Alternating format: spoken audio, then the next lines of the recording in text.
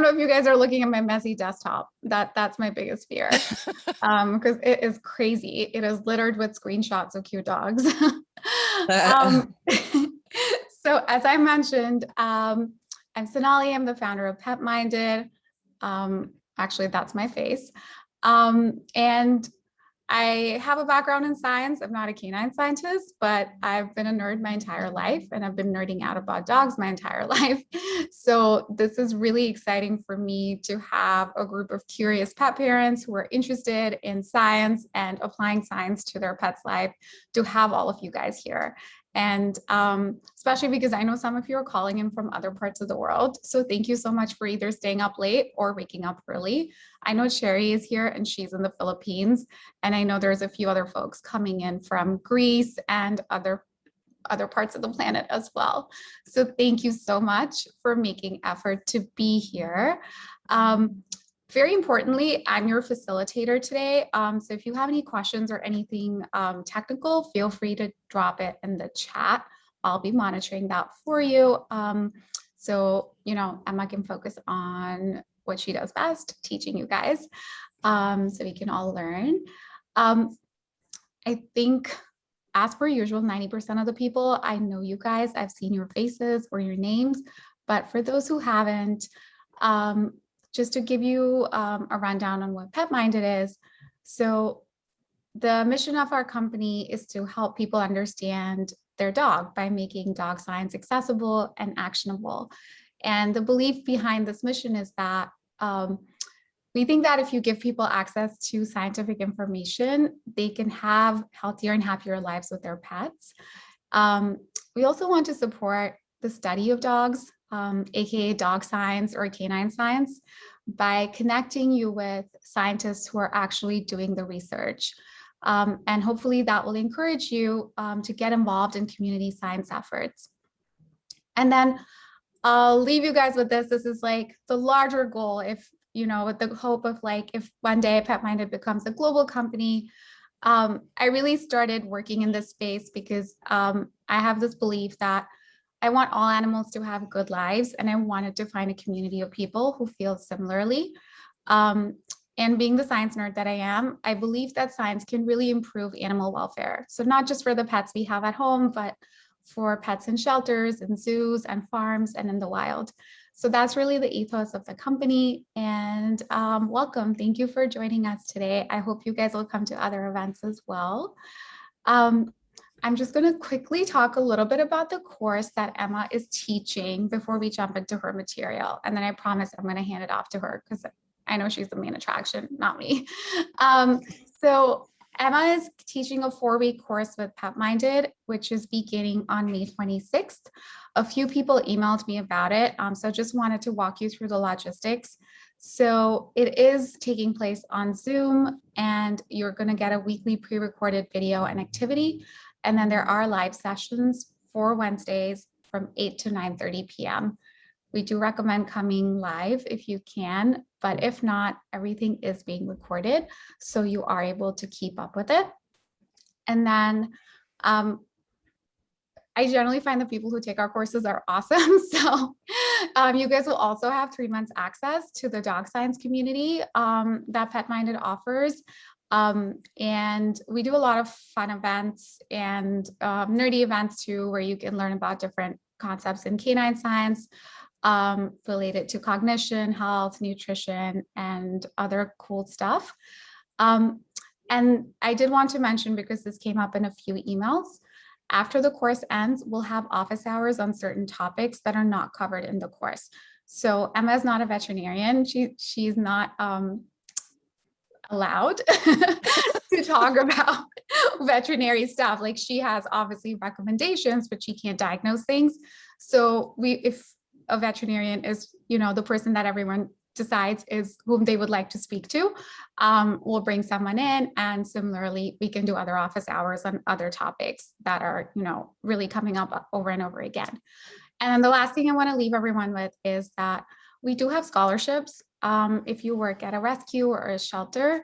So if you are thinking about, you know, you want to do the course and you're just thinking it's like maybe a little bit out of your budget, just send me an email and then we can work something out. So without further ado, the reason why you're all here today, Emma already introduced herself, but I did want to mention that she's also the author of a really cool book called The Science Behind a Happy Dog, which I'm actually reading right now. And it's really, I think one of the cool things about Emma's style, both in you'll see how she presents, but also how she writes, it's really easy to follow, and you can see yourself applying that information to your life with your dog. And I know there's some of her students here, and hopefully you guys agree as well. But that's it for me. I'm going to hand it off to Emma now. So Emma, take it away. Okay, I'm going to share my screen.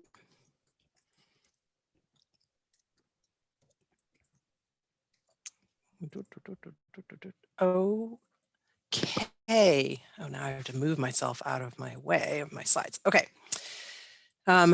So yes, I did change the title a little bit to Living and Loving a Senior Dog. And as I said, this is a topic that is near and dear to my heart. And I'm guessing from some of the dogs that we met at the start of this webinar, it's also something that's near and dear to many of your hearts too. So this is, as Sonali said, this is kind of almost a teaser for the longer course, but because of that, there's no way, this is kind of going to be just a brief overview. I won't be able to go into the level of detail that we would obviously go into in the course, but I'm hoping that there will be some useful information in here and enough to kind of give you an overview and some good ideas for you and your senior dogs. Okay. And my screen is not letting me, oh, whoa, sorry, went too fast. Okay, so the first thing I want to say when we're thinking about this is old age is not a disease. Old age in our animals is not something we really care to really think about. No one wants that end of life phase, and nobody wants to say goodbye. But it is a natural, normal part of all our lives. It is coming for all of us, right? So it is better to be prepared, I think. And being prepared for caring for your dog in his or her senior years can make for a better quality of life for longer, right? For both you and your dog, because the human animal bond is, you know, we all care about doing the best for our dogs, but there's also, you know, the human is important in that relationship as well. And the dog's quality of life does depend quite a bit on the human's quality of life in many cases. So my goal for this talk and for the course is and I show a very similar version of this slide in many of my talks. My goal is to take, as Sonali said for Petminded, the recent research, help use that research, use the science to inform my understanding of dogs. And a better understanding of dogs, I believe firmly, allows us to improve our standard of care for dogs and improve our relationship with dogs. The more we know, the better able we are to communicate and to care for them. So I love to follow the science, but nowadays, unlike say 20, 25 years ago, it can be a bit overwhelming, which is why I think it's so cool to have organizations and courses like this that'll kind of take all that science and pull it together for you, the people who need it, right? So our dogs are living longer. There have been a lot of advances in diet and in veterinary medicine. They're living longer. So given that, how can the new research that's coming out, the recent research into aging and age-related health problems in dogs, inform us and improve how we care for them and keep them happy and healthy for as long as possible? And also, and I'll touch on this briefly in this talk, and more in the course, how can this research help us care for ourselves, the caregivers? Because this is part of this. And if you've ever cared for an aging pet, or for that matter, an aging family member, you know it is a big job and can be pretty emotionally and physically exhausting. So we'll talk more about that. So the three things I want to talk about in this sort of very brief presentation. First of all, how old is old? When is my dog old? When do I have to start worrying? The second is canine cognitive dysfunction. And I am, as Sonali mentioned, I'm not a veterinarian. I'm a certified applied animal behaviorist. So changes in behavior are what I see the most of. So canine cognitive dysfunction is a changes in the brain with age, which we will talk about what that is and what it looks like, as well as some ideas for ways to treat it or respond to it. And the last one is simply preparing for and coping with life with a senior dog. Okay, so how old is old? So in the veterinary field, a dog is considered senior according to organizations like the American Animal Hospital Association in their 2019 guidelines for life stages of dogs. A dog is considered senior when they're in the last 25% of their estimated lifespan. Of course, what their estimated lifespan depends on many things. First and foremost, size, or which is usually breed of the dog, is a factor, among other things such as genetics, lifestyle, life history. But for example, 40% of dogs who are less than 20 pounds live to be at least 10 years or more. At the other end of the spectrum, the large dogs, 13% of giant breeds live for that same amount of time, for 10 years or more. So there's a big difference, and the expected lifespan of your dog does depend somewhat on breed. So there are these methods, which I'm sure you've all heard, about how to translate canine age to a comparable human age. And that's important because we as humans need something to kind of wrap our heads around. We need a way to understand, based on our own perspective, about how old our animal is in terms of caring for them and understanding and predicting what's going to happen in the future. So you've all heard, I'm sure, 1 human year equals 7 dog years. You've also probably heard that this is somewhat misleading. It's a good, very rough guide, but again, it does depend on how large the dog is and the genetics of your dog. What genes do they have to work with? What is the lifestyle of your dog? What is the life history of your dog, even before he came into your life? These things can all affect life expectancy. So what you tend to see now with estimating age of dogs are these kinds of charts here. So across the top row, you have the size of the dog from 0 to 15 pounds on one side over to greater than 80 pounds on the other side. And then you have the chronological age on the left-hand column. So for example, if my dog is 4, if he weighs 12 pounds, then he's approximately equal to a 25-year-old. If, on the other hand, he's an 85-pound, Mastiff or something, he's going to be approximately equal to 45 years old. So that's a big difference. And the other thing you see here is that when you look at the bottom of the graph, the smaller dogs live longer. So there's this new article that just came out that I really enjoyed reading. It literally just came out, I think, less than a month ago.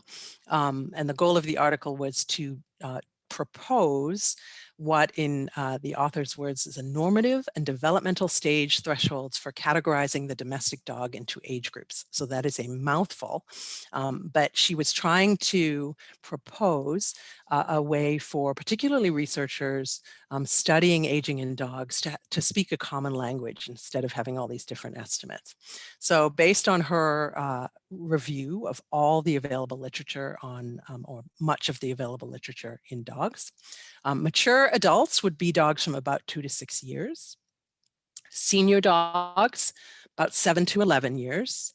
And geriatric dogs, I hate the word geriatric, but it's still very much in use. So geriatric dogs, 12 plus years. And the reason they are considered geriatric at this phase is largely based on the greater incidence of cognitive impairments that are seen in dogs of that age.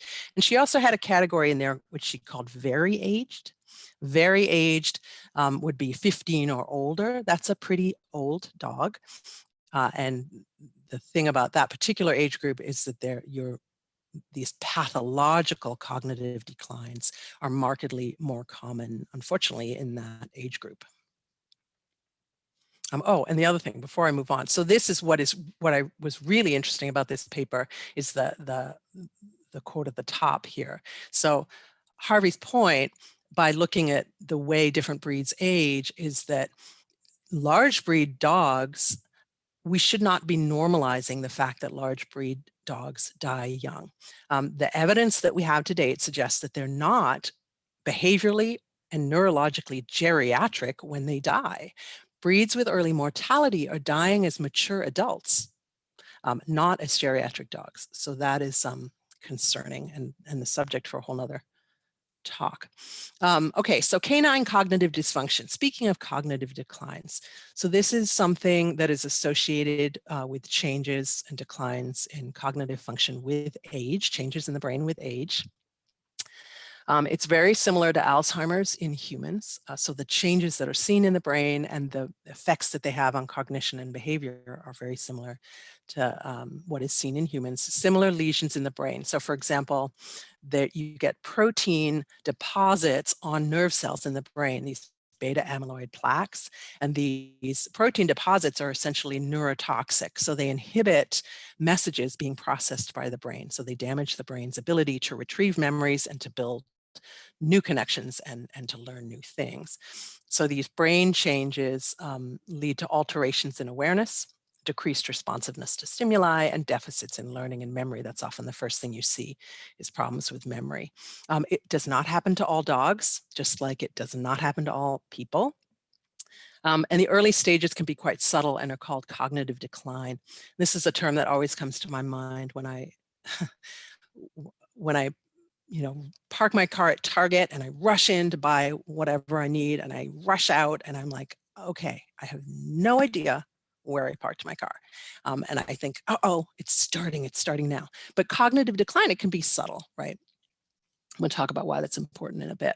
The risk factor is age. So there is no one breed or no one sex of dogs that is more likely to see this. It is age. So 28% of dogs who are aged 11 to 12 years show at least one sign of canine cognitive dysfunction. By age 16, 68% of dogs will show at least one sign. And the disease, unfortunately, is progressive. So over 50% of dogs with at least one clinical sign will show additional signs over the next 12 months. And signs can be seen in dogs as young as 6 years. So what causes it? Again, I mentioned the neurotoxic deposits, and there are correlations between the amount of these beta amyloid plaques in the cerebral cortex, which is our important processing part of the brain, and a decline in cognitive ability. So the more of that we see in the brain, the more that tends to be correlated with reduced worse cognitive ability.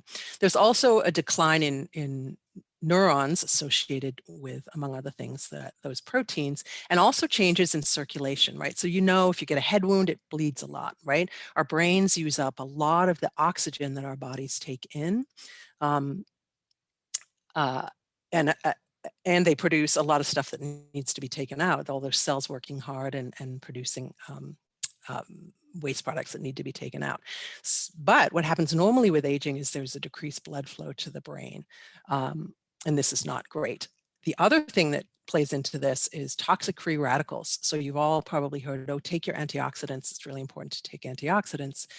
These are reactive oxygen species that increase with age as a result of stress and illness. And they are actually natural byproducts of cellular metabolism, although we can also get them from external sources.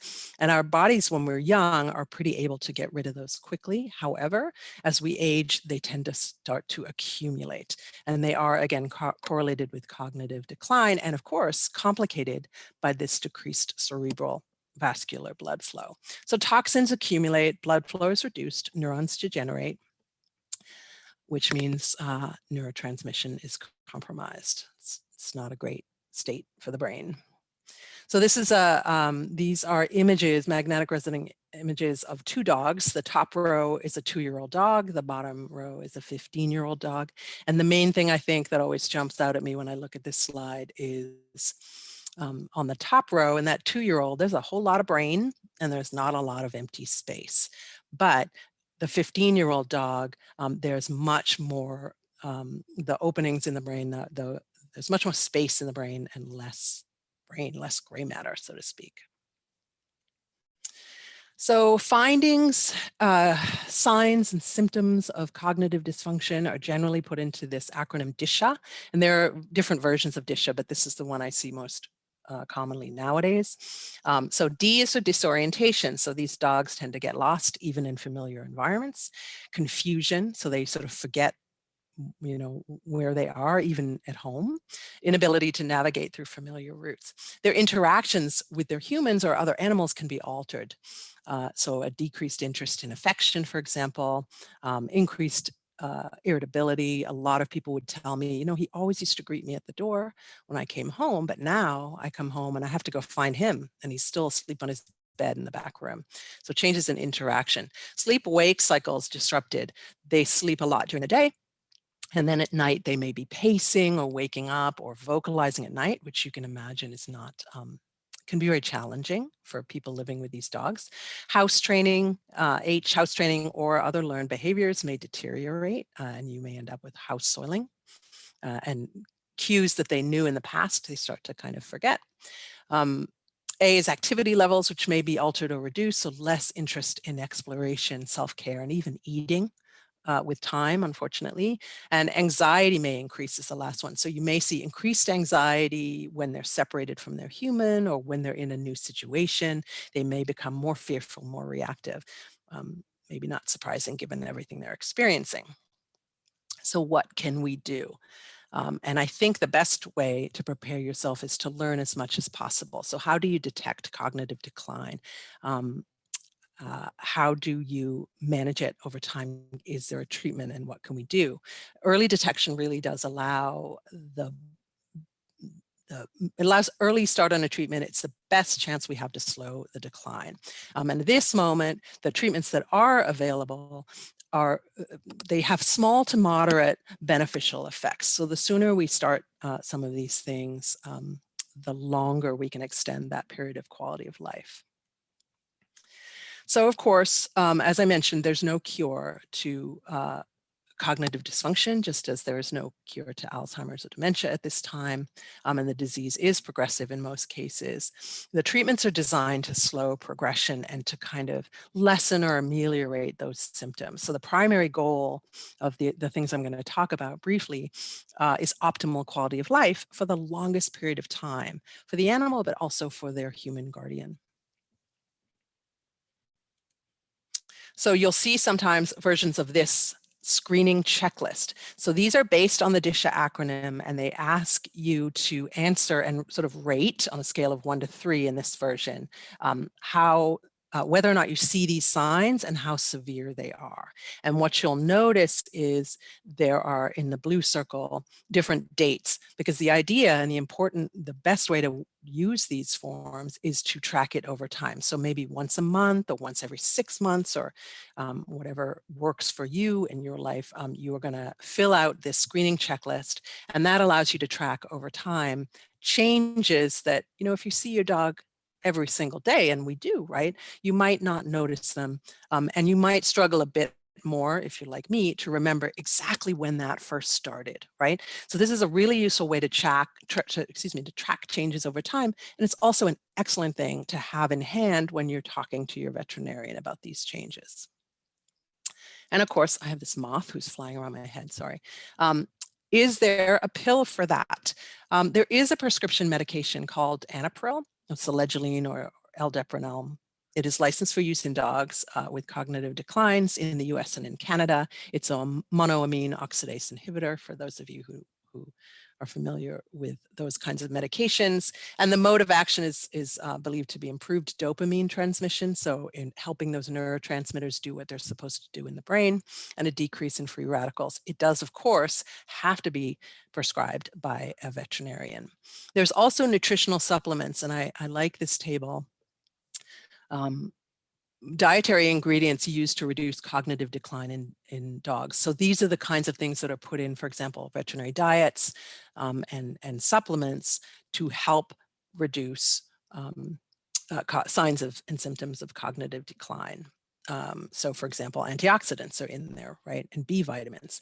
But I do think even though you can buy them over the counter, you should absolutely only give them following consultation with your veterinarian. Anything that you're actually feeding to your dogs, I always recommend talking to your veterinarian. You don't want to run home and start giving your dog human doses of some of these things, because human doses can actually be bad for them. Other things that can help, enriched diet or enriched environment, right? So both, in studies looking at both were shown to improve cognitive function independently. So for example, Hills has had brain diet, BD. It's a prescription diet. Purina has a newer one called NeuroCare, the NeuroCare diet, and they both work in slightly different ways, but they are specifically designed for dogs who are getting to that phase of their life where this may be an issue for them. However, the other thing that was found to be helpful is enrichment, and we hear this as humans. Staying engaged with your environment, especially your social environment, is a very important predictor of how well you will do, what kind of quality of life you'll have as you age, and cognitive function as you age. The best results were with a combined approach. So diet, senior-specific diet, and enrichment keep the brain active as much as possible. It's like the sudoku effect, right? You use it or you lose it, so keep it active. Okay, well, good thing I had a lot of coffee today. I'm talking really, really fast, but hopefully that will leave us lots of time for questions. Okay, topic 3. So preparing for and coping with life with a senior dog. And I have one of these at the moment. So aging in dogs, what to expect as your dog gets older. First of all, gray hair. I love gray muzzles. Gray hair is normal. There is a study, King et al. 2016, that linked the amount of gray hair a dog gets on the level of impulse control and anxiety that dog experiences, kind of like the personality of the dog, which I find fascinating. Slowing metabolism is normal for all of us, including our dogs. So it's very important to maintain healthy weight to reduce problems associated with having excess weight and strain on the joints and things like that. And you can, of course, get into kind of a vicious cycle, right? Where physiological aging, including that decreased metabolic rate, leads to weight gain, obesity, and joint disease, which in turn, if your joints hurt and you're overweight, you're not probably going to want to move as much, or you won't be able to move as much. And what happens when you don't move as much? You're not moving your body, which is so, so important. It's kind of a vicious circle.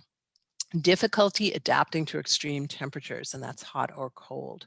So dogs are pretty resilient in many ways, but they're resilient to changes in temperature. I mean, every dog is different, every breed is different, but as they age, that ability to tolerate extreme temperatures declines. So even though these things are true for the whole life of your dog, they're particularly true for senior dogs. Avoid exercising midday when hot. And if you're out in the heat, make sure the dog has lots of shade and water, obviously. Avoid leaving the dog outside in extreme temperatures, either hot or cold.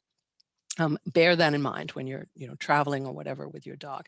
Decreased immunity with age, another normal function of aging. So it's really important to maintain regular wellness care, including vaccinations as appropriate.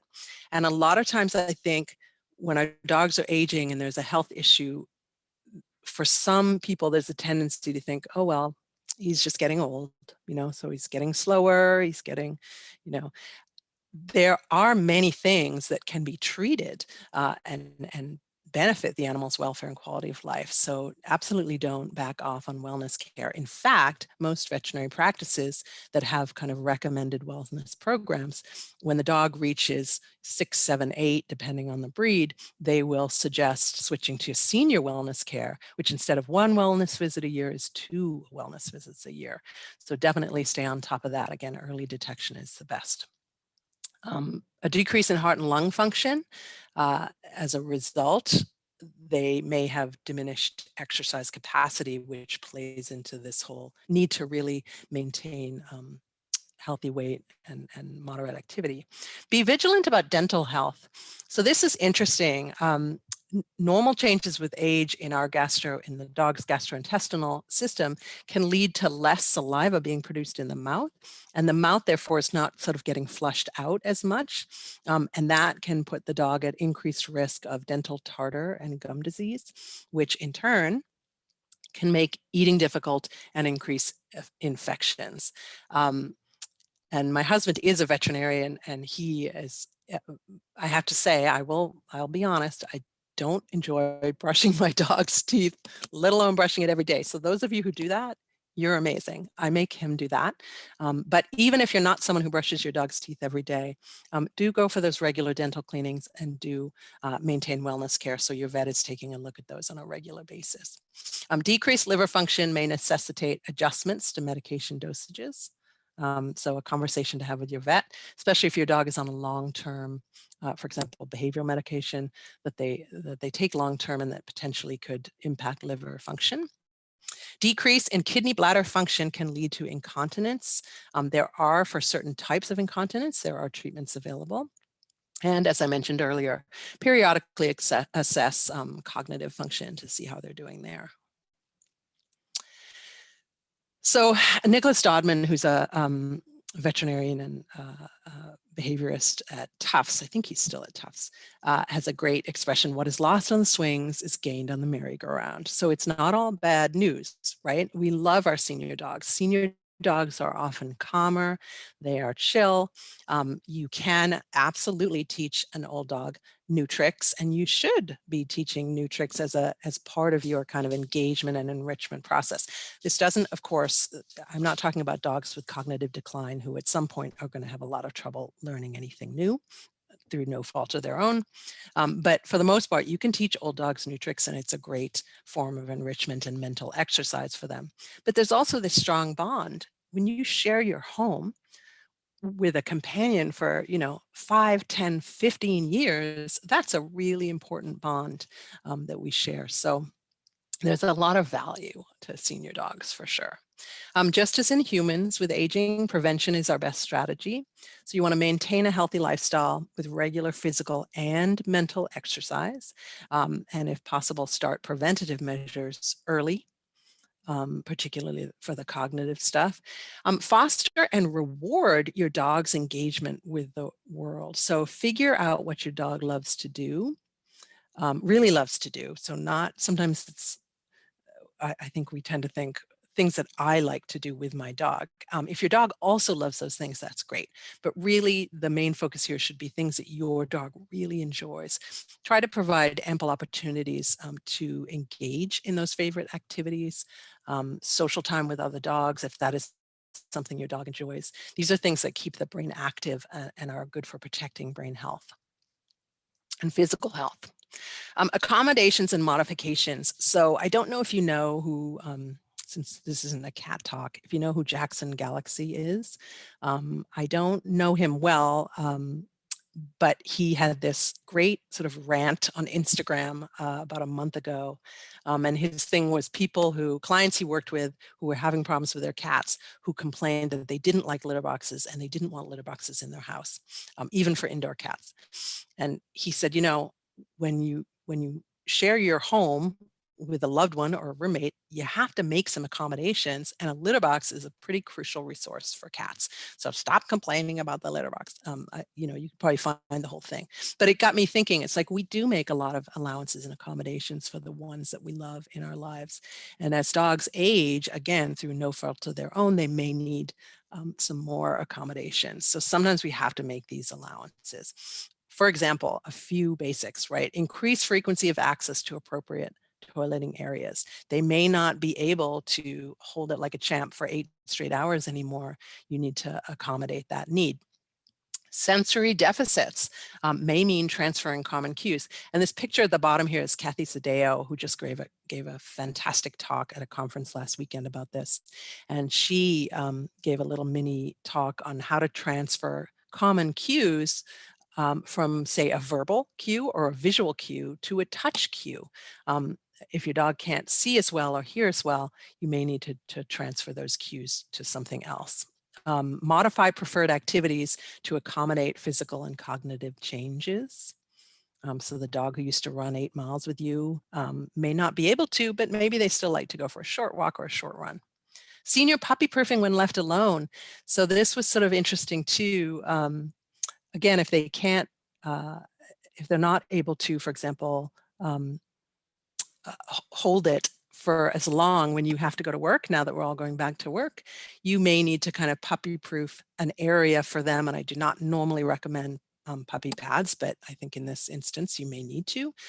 Think about, for example, with cognitive dysfunction dogs, they can get stuck under furniture and stuck behind couches. So you need to kind of senior puppy proof an area in some cases. And there is a study which found that time left alone appears to be disproportionately stressful for older or ill dogs. I believe that was based on studies of hair cortisol, which reflects chronic stress.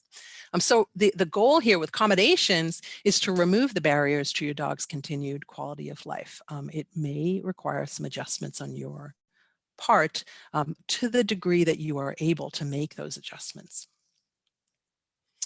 So last but not least, taking care of the caregiver. So this is that other part of the human-animal bond, the other end of the leash, as Patricia McConnell would say. So how do we maintain quality of life for us when we're dealing with all of these things, right? So recommendations for people who've studied sort of caregiver burden in pet guardians, and these are recommendations from them, many of these. One is to seek out knowledge from the right places, right? So being well informed about your aging dog's health and the health problems that sometimes come along with it can not only help you care for your dog better, but they foster that sense of control, and they can be very helpful in reducing your stress, right? But of course, as we all know, you have to choose your sources carefully. There's a lot of fantastic stuff on the internet, and there's a lot of not so fantastic stuff. So I always tell my students, look for evidence-based information. What does that mean to be evidence-based? If I am recommending a strategy or treatment, or I'm making a choice myself, I like to know that the information I'm using to make that decision is based on research. Somebody has actually tested whether this is effective, whether it's true.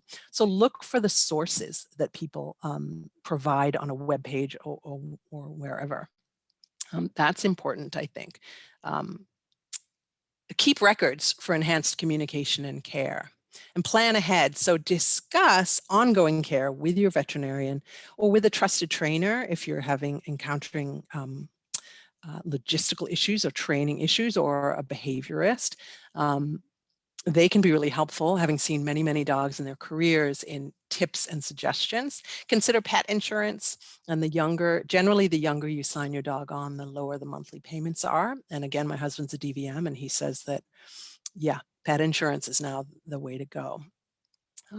Develop a sustainable care plan.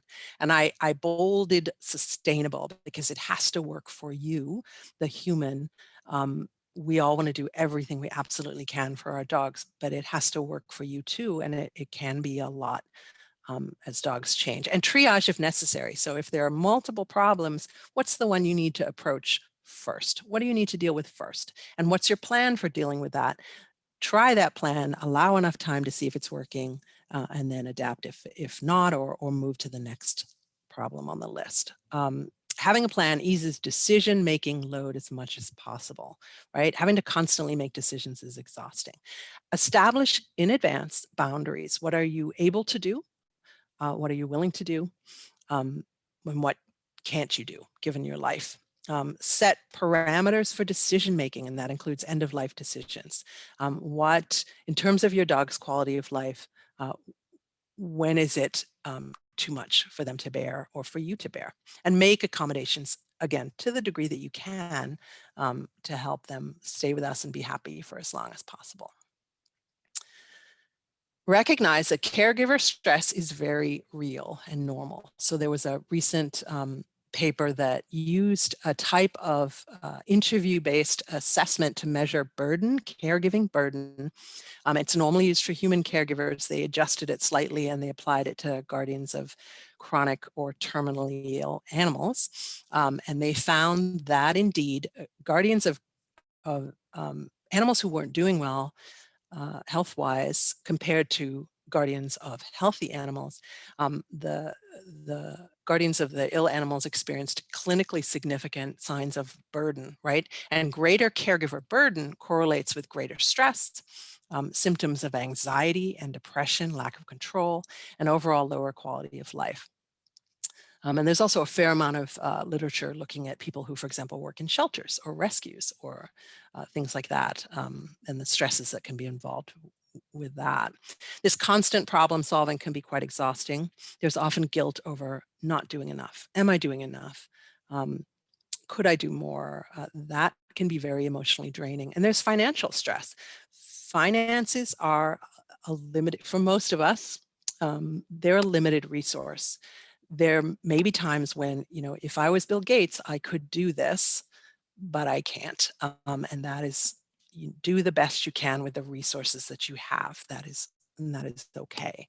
And burnout and compassion fatigue, you can get exhausted if you're not careful. And what you don't want to happen is compassion fatigue, which is where you're so exhausted that you're maybe not as sympathetic and empathetic towards your pets as you might be. You begin to get frustrated and irritated, and it does happen. And it can be a normal but unfortunate outcome of overdoing it and not planning ahead and not having kind of a system in place. And seek out social support. Social support, when it's strong, can provide significant comfort in these in dealing with these issues.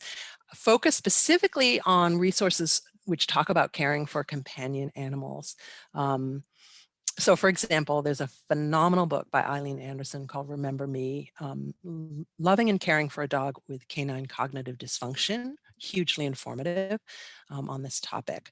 But on the other hand, the science in both animal caregiving and human caregiving show that you can't necessarily completely rely on social support. Greater social support does not always contribute, to lower caregiver stress. And particularly if you're not focusing on animal focused resources, you may run up against people who don't understand, quite frankly, why you're going to the lengths that you go, the sacrifices that you're willing to make for an ailing pet. Hopefully you find a community like Petminded where they will understand and appreciate, but not everybody does. I think it's changing, but we're not quite there yet. So in summary, educating yourself about the changing needs of your senior dog, preparing for changes that may be to come, and taking steps now to ensure ongoing health and vitality is the best strategy for optimizing the quality of life ahead. So that is all I had for this sort of whirlwind tour. These are some of my family members, not all of them. I have maybe too many cats, but my senior dog is the one here on the left. That is Bee. She's a Caribbean street dog who we brought back with us from our time spent teaching there. And she decided the cat bed was just about the right size for her. You can see she's very gray, and she also is very anxious. My email address is up there, and also my website, and hopefully I have time for I do have time for a few questions. Okay, I'm going to stop sharing. Thank you, Emma. I'm going to pin you so that folks can, as they come in to ask questions, and I'll add myself so you're not hanging out there by yourself. Alone. Right. But thank you for that. That was so interesting. Especially the caregiver stress. I think it can be such a lonely process. And yeah. I think we don't talk enough about it. So it's important to have that conversation. I agree. We don't talk enough about it. We don't even talk enough about it for human family members and taking care of, say, for example, parents as they age. We rarely talk about it, and we should, because I think a lot of us are completely unprepared when it actually happens. So I do think it's important to talk about. Yeah.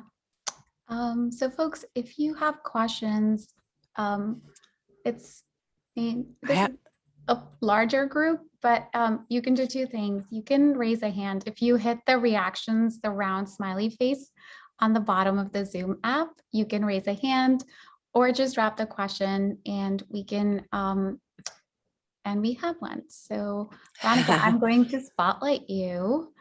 So you can come up and ask your question, and then Tree, you're next. Hi. Hi.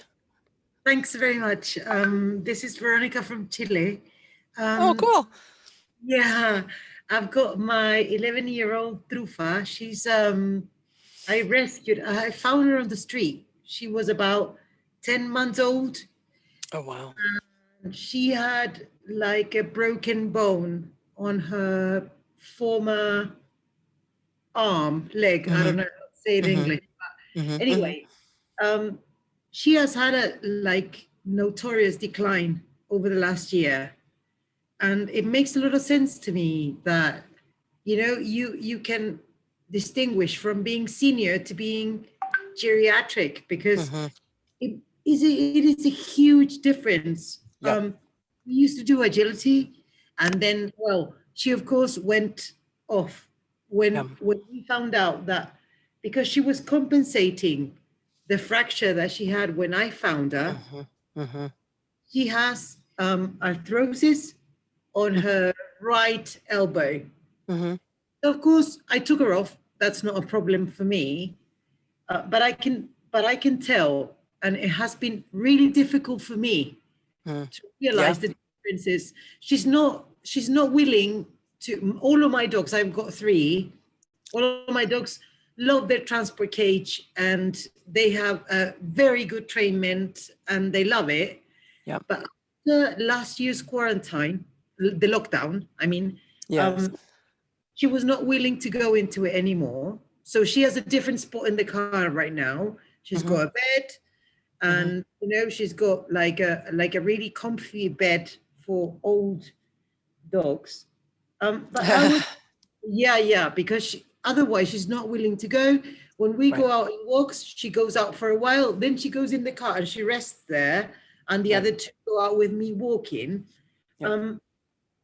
My question really is it because I can notice a few signs, like, for example, bad breath. Oh, yeah. Eat a lot of supplements, because I produce a lot of supplements for my dogs and other dogs. But I was thinking, is it, for example, sometimes she won't greet me when I get home, and the other 2 will. They will greet me when I get home. And it made a lot of sense to me what you were talking. I was thinking, is it good to reinforce that behavior when they show up at the door, or is it better just to leave it that way and not to force them? Because I feel, sorry, just a little thing. I feel that I have been in my good intention to keep her, tuned with the world and everything else. Right. Maybe I have been asking too much of her. And I think she has shown a few signs of days that she has not been feeling well. But because we have had 2-hour walks, that I can tell that I can ask that of her now. But I'm sort of thinking, what is a fair and good for her thing to ask? What to reinforce? Yes. Yeah. No, I think it's, and I think it's great that you are thinking along these lines, right? So it is important, of course, as our dogs age, you are going to see changes. They're not going to be able to do the things that they used to do. You may have behavioral changes, especially if you're starting to see cognitive decline.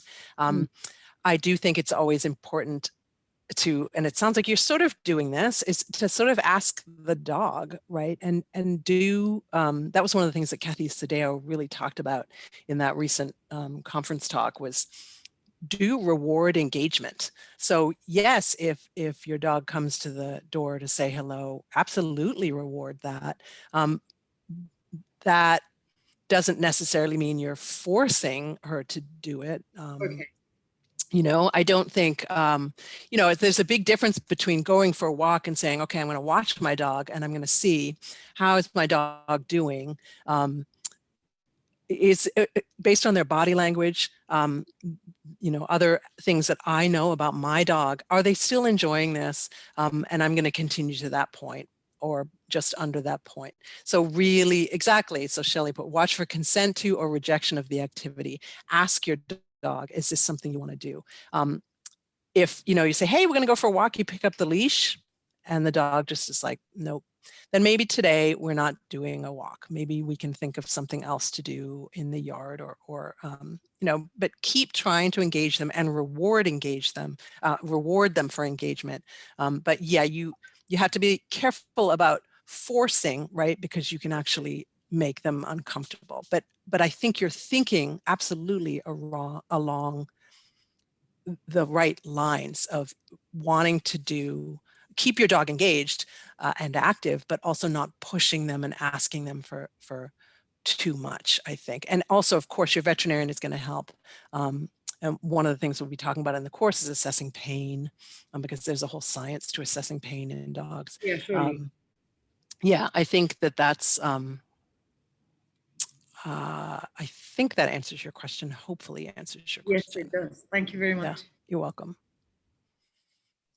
Tree, I think Tree was next. Hey, Emma. Hi, Tree. Hey. I have Charlie. He is a 11-year-old Shepherd Lab mix. And my first things I noticed, he would stare off and he would get a little bit lost. I'm going to turn my video off in case I'm slow. Okay. Charlie would just stop and stare off. And I've noticed that if he's sleeping, he can startle very easily. And he's often disoriented when he's been napping. And I'm wondering, is there a way to make that easier for him? I just kind of give him a few moments and sit with him before I say, hey, let's go, or let's go outside. But he seems to have to kind of orient himself. And I'm not really sure, but that seems to me to be his two biggest signs of aging. Yeah, so absolutely. And the signs you're describing are quite common. Early signs, maybe that something is going on. And I would track it. So you can talk to your vet about that and try to do some of those preventative things like diet change, etc. But yes, it would make sense that they would startle, especially, I mean, cognitive dysfunction syndrome in dogs is kind of a diagnosis of exclusion, right? Because there are other medical issues that can create similar signs, which is really important to remember. So that's why the whole veterinary care thing is so important, that, maybe his brain is fine, but his hearing is fading or something. So he doesn't hear you coming. And that's quite common with age and can sometimes look like aggression because the dog gets startled because they didn't hear you coming. Suddenly they're right behind you. And even for us, how startling that is when somebody's right there, and they can sometimes react defensively. So yeah, good to keep screening for hearing and vision. Think about, can you communicate with him in a different way to let him know you're coming? Absolutely allow him a little time if he needs. You can use, and we talked about in the Bergen classes, things like classical conditioning and desensitization to things that now startle him, maybe that didn't startle him in the past. So there's all these learning techniques that you can use. And we as dog people tend to be pretty creative, right? Because every dog is a little different. But think about how could you make that easier for him, acknowledging that you're going to have to accommodate those changes. You can't sort of reverse time and get that dog back to a 4-year-old, but you can still maintain a working relationship, I think, doing those things. But yeah, the staring off and getting kind of confused, yeah, I would probably talk to your vet about that, because those are common early signs of cognitive decline. Sure. Does that answer your question? Is that? Yeah. Absolutely. Cool. And I think there was one about, I forget what it was. Was it diet? So we have 2 questions, and then I see 2 hands up. Yes, there is one about diet from Laura. She's asking, how early would you recommend starting the enriched / senior diet? Would it be worthwhile to start it at the later end of the mature adult stage? My feeling on that is yes, absolutely. And I put all my dogs onto a senior diet at that stage. You can absolutely, and it's never a bad idea with diet changes, to talk to your vet first. But yes, that is what I do, because especially if you're using a high quality diet, you know they're still going to get their nutritional needs, but they also hopefully will be getting those supplements and compounds that are protecting their brain function for longer. And that doesn't, I'm not saying don't put your puppy onto it. You know, age appropriate diets to some degree are important, but yes, I would say start earlier, because that gives you the best chance of reducing the severity of those signs. So yes. Great. I'm just going to make one quick comment, Emma. I think some folks need to leave. So Okay. that's totally fine, guys. I will send a recording out. I'll try to get it to you as early tomorrow as possible. So you'll have it. So if you need to drop off now, that's fine. I forgot to mention earlier that we do have a small coupon to show our appreciation for people who are showing up today. So this is an additional discount off top of the early bird rate. So I'm just going to drop that into the chat if you are interested. And the early bird rate does end tomorrow. So please, if you are thinking about it, it'll be best to just sign up then. And that is my spiel. That's it. I just wanted to make sure I got to folks before they left. And yeah, so we have, I think, one more question from Amy and another one from Roxana.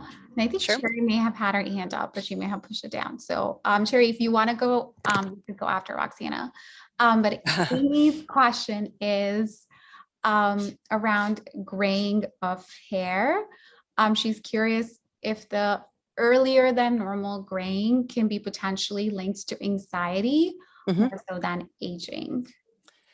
Yes, that was what that one study I mentioned, King et al., I think the 2016 study, that was their suggestion, was that premature graying and the degree to which that happened could perhaps even be a marker of a dog with higher levels of anxiety, issues with impulse control. Those two things are often linked in dogs. I'm sure you guys know that. So yes, those things are often go hand in hand. Does that answer your question, or was there more to that then? Amy, is there a follow-up to that? I'll move on to Roxana, and Amy, if you have a follow-up, feel free to add that in there. Roxana, feel free to go ahead and unmute. Hi, thank you. Hi. So I have a 13-year-old Yorkie. So, well, she's 12, 13. We don't really know because I got her as a foster when she was like 9 or 10. Oh, wow. She had no teeth by then, so we couldn't really tell her age exactly. But she was definitely a senior dog, and it was a dog that was used for breeding. So she came with a lot of health issues, you know, like skin problems. And we later found out she had Cushing's disease. Oh, my goodness. So it's been a very long process to get her like stable health-wise, right? And now lately she's also developing like her back legs are not, her knees are not responding very well anymore. So she's really weak on her back legs. The thing is that even if I'm like carrying her a lot more now, that I don't let her walk that much, but she's a pretty energetic dog, even for her age, because she's like high energy. She sleeps a lot, but when she's active, she's pretty active. And I have the feeling that she doesn't know sometimes her own limitations, because it's like, you know, she's limping, but then she wants to run after a bird. And it's like, and I don't know what I can do, like in the case of her legs, because I don't want to limit her completely from walking, because she likes, you know, smelling and walking and kind of interacting. And so I don't want to be carrying her all the time and limiting her too much. So I don't know what I can do to help her kind of, you know, still enjoy her environment without putting too much pressure on her physically. Right, right. And there are, I have seen sort of various kind of strategies and devices for that. So for example, there are slings that you can use, but she's tiny, so that's going to be logistically a little tricky, right? It's not like a big dog where you're sort of up here, you have to kind of reach over. So you'd have to think about that. And that can be as simple as trying out like a towel or something to kind of, she's so little though, but some kind of to raise up her back legs. I've also, and they have carts, those mobility carts. I don't know where you are and how available those are, but I've seen those. But I've also seen people who've just used those. It's like a baby stroller for dogs where they literally, there's a woman in my neighborhood who every day walks past with her dog in the little, so they're in a cart essentially, and some of them have shade and all sorts of things, but they're still seeing the world, they're still smelling things. And you could always periodically take her out and let her sniff around and then put her back in. So yeah, I think it's fantastic that she's still engaged and you're still working on it. But yeah, there are some products and tips. Your veterinarian, again, would probably be able to suggest things. But I think the key is that you're still monitoring her quality of life. So you say she's still engaged and she's still eager, and and she's still eating, presumably. Those are great signs. So as long as that is maintained, you can make whatever accommodations you want. And I think quite often they will tell us when they are not enjoying it anymore, or maybe they overdid it the day before, and so they need to kind of have an easy day the next day. That's okay, but always, watch her, because her body language, her behavior is going to be your best indicator of how she's doing on that particular day, and it can change day to day. But yeah, I think so. Taking sniff walks. Dogs love to sniff things, and that's simply a regular dog walk, but where you allow them to actually spend a lot of time sniffing things and kind of at their own pace. I had a dog for years who loved going for walks. It was the highlight of her day. But by the end, she literally would get out of the car on the walk and walk about 20 feet. And then she'd take ages because she'd sniff everything. And then she'd turn around and come back and be like, okay, I'm done. But that was okay, right? Because that was what she needed and she stayed engaged. So yeah, but you could ask your vet for suggestions for how to accommodate the physical limitations maybe. But in the meantime, yeah, just do the same things, but on a smaller scale and a slower pace, I would say. Okay, that makes sense. Thank you. You're welcome. Okay, we have Cherry up next. I know we're going over time. That's so, okay. That's okay. No worries. I will Hi. add her, and then I'm going to read off one last question after that. Oh my goodness. Look at Cherry's, Hi. like her crew. Oh my goodness. Emma, thank you so much for this presentation. Can you hear me? I can hear you. Yes. Oh my Okay. goodness. I really enjoyed the presentation. It reaffirms everything I'm going through. My dogs are not very old. Cloud is the oldest, this white one here, and he's the most temperamental. We got him as a puppy from a pet shop. I did not know better. And he almost died. He had many problems. Now at 12 years old, every day is a blessing for us. Every birthday we feel like, oh yes, we've overcome all his difficulties. He does have IBDD. Now he has an enlarged heart, and he also have a narrowing trachea. So I'm going through all these things with him. And the doctors tell me to calm him down, don't give him stress. But his personality is really Cloud. I would see him run across the room like a stallion, you can't even tell that he's ill or he's having all these issues. We got him a back brace to help him, to support his back. So we're all doing all these things. My main problem would be because I cook for them. And I do give them dry food just to get some grinding on their teeth. And with Mamon, he was probably 10 when we had his cleaning, And to my horror, the doctor took out like 15 or 17 teeth. Yeah. So Yep. she had to take out the canine, the lower canine here. So now his tongue dangles on the side. I Oh always wonder why some dogs have dangling teeth, tongue. So now I understand, because there's no support there. Yeah. So I guess, I don't know, with home cooked meals, what else can I add to their diet? So that we can, because we clean their teeth every night. That's great. That's fantastic. Good for you. But still, with the Pekingese jaw, there's so much, it can get in the little corners. It's really hard to clean their teeth, but we do our best. Yes. And with Cloud, since his teeth are really bad, and I know bad teeth is tied to poor heart health too. It's really hard. We can't do prophylaxis because his heart cannot take it. So we're just on a do what we can basis right now, and they seem to be happy. That's I think really the most important part. And you are definitely, by doing the daily teeth brushing, that's phenomenal.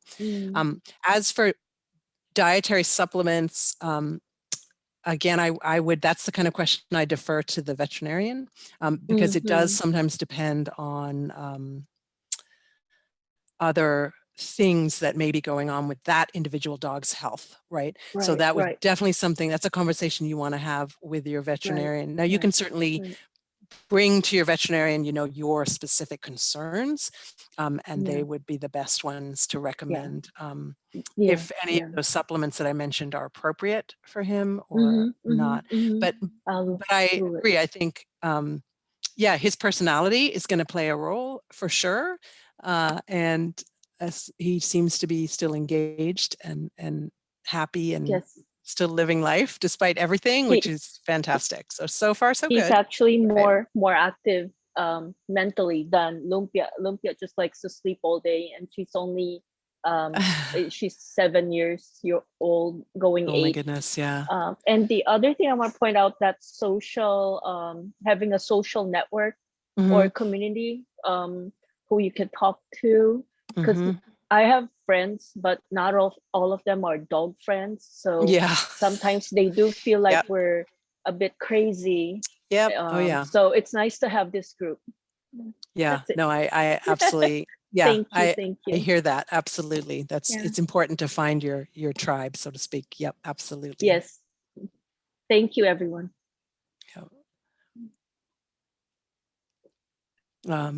Okay, so I'm good. Thanks, Carrie. I think I'm good. Always love Things seeing seem to be the okay.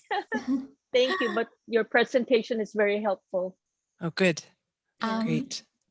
I think we have one last question and then we should wrap it up because I know it's getting late for folks. Kristen just wants to know if any tips on help with anxiety or night pacing that comes with aging. Penny Lane is on arthritis meds and has an orthopedic bed, but she seems uncomfortable, especially at night. Yeah, that also, the sort of night pacing and night activity, sometimes night vocalization, is one of those things. There are some medications, but that's really a conversation to have with your vet. And a lot of us, I think, my dogs sleep on my bed with me, absolutely, always have, but that could be problematic if your dog is keeping you awake all night, and then it starts to become one of those issues about caring for the caregiver, right? You need to be able to take care of your animals and deal with all those changes and all that, the things you have to think about as they age, and you can't do that if you're exhausted. So sometimes you have to make changes in terms of, if the dog keeps you up all night, maybe the dog can't sleep on your bed anymore, and that's going to be an adjustment. Again, I would talk to your vet to see if there's anything that can help with that. There may very well be. The other thing I was going to say about the orthopedic beds, I love the orthopedic beds, but I actually have had people say mixed things about them, because some dogs actually sort of have trouble getting in and out of them. It depends. So one thing to do is try different types of beds and do like a preference test. See, is there one that he is more comfortable on and may sleep better on? But as I mentioned in the talk, that night wakefulness is not uncommon. It's one of those DISHA letters. So first step, I think, would be absolutely talk to your veterinarian about, are there any things medication-wise or supplements that might help with that first and foremost, and then start thinking about if those things don't do it, how can you ensure that he's comfortable, but you're also getting the sleep you need? Yeah. Yeah, Kristen says thank you, and such a great presentation. So Thank you. I think that really sums it up. Thank you so much, Emma. I feel like every time, even when I just chat with you about planning something like a webinar or the course, I learned so much. And that's what everyone in the chat has been saying. I'll have to download. I keep meaning to download and send to speakers, but then it sits in the little Dropbox. Yeah. And then I remember at the next session. But yeah, I feel like Right. people should see it because everyone says such lovely things. Oh, good. That's nice. Yeah. Well, I love talking about dogs. So, if you give me 5 minutes to talk about dogs, I'll talk about dogs for an hour and a half. Yeah. No, this is great. And I feel like everyone here just cares so much about their pets. It's so lovely. Yeah. Yeah. Well, it's great. And thank you for having me. This has been fun. It's always fun to talk to you guys. Yeah. Thank you again. And thanks folks for coming. If you have questions, I will be sending out the webinar recording. I'll try to get it out to you guys early in the morning. And if you are interested, try to take advantage of the early bird, and also community members. I posted about it. You guys have an extra discount, so don't forget to use that. I think you can stack codes, but don't quote me on that. This is a new platform. And I did also want to mention, you'll have access to all the course materials for 12 months because we are on the annual plan for Teachable. So if you can't come to something, you will have the recordings for a while that you can go back and rewatch. But thank you again, everyone, for coming and for staying longer as well. My dog is pooped. She was running around like a crazy person for a bit, trying to get my attention. Yeah, mine are too. They're both sacked out on my senior dog is fast asleep on the couch, her favorite spot. Yeah, they're all, Ella's turning senior-ish. Ish, yeah. We don't know. All the studies tell me different things right now, so I have to take this class and figure it out and do the calculation. Yeah. But thanks again, Emma. Thank you everyone for the great questions. I just also wanted to mention that we're kind of on a bit of community downtime for Petminded for the next 2 weeks. The course is kicking off on May 26th, but then community events we'll kick them off again on June 1st. So hopefully we'll see you guys either in the course in 2 weeks or after June 1st again. So thanks for coming. Bye. Bye, guys. Thank you.